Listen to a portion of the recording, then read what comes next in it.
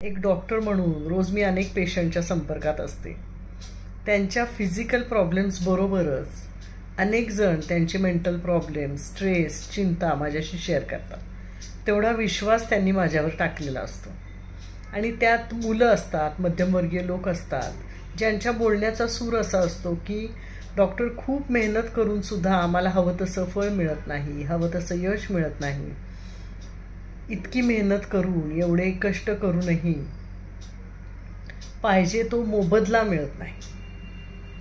आणि त्याच वेळी काही लोकांना मात्र कमी कष्टात भरभरून यश मिळताना दिसतं आणि मग उदास वाटतं, निराश वाटतं.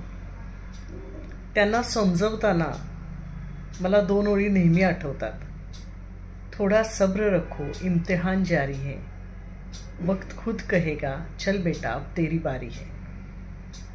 आयुष्यात ती वेळ यावी लागते. प्रत्येक माणसाच्या आयुष्यात एक वेळ असते जेव्हा त्याला त्याच्या प्रत्येक कष्टाचं फळ मिळतंच. मग तो पैसा असो, प्रसिद्धी असो, नाव असो, यश असो, मिळाल्याशिवाय राहत नाही.